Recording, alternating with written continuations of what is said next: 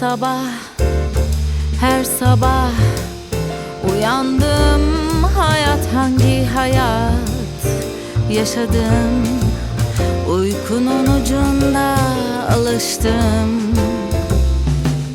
Yarınlar yokmuş gibi ah öyle kaptırdım.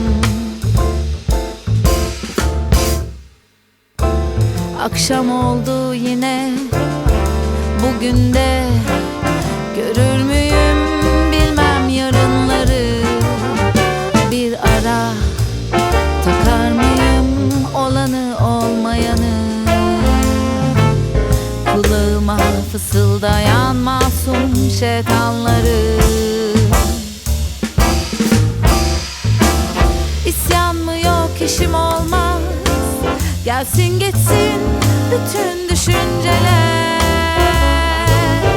Kurmasam da olurmuş, ne oldu o kocaman hayaller.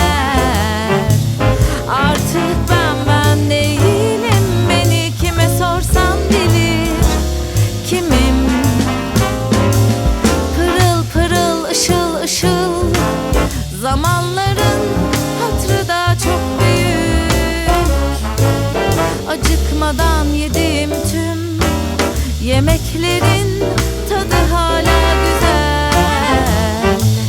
İnip çıkar kafamda antika asansörler. La la la la la la la. La la la la la la la.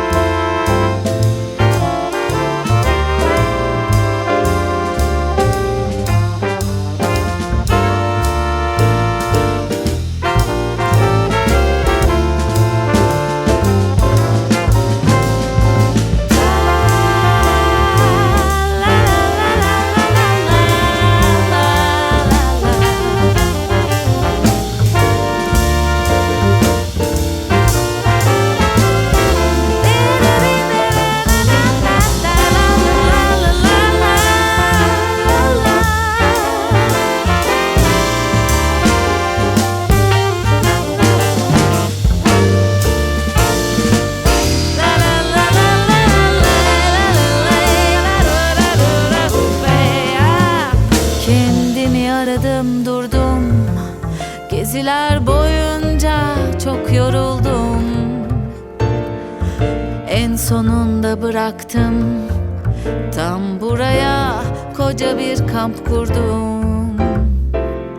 Maceralar ararken evde huzur buldum.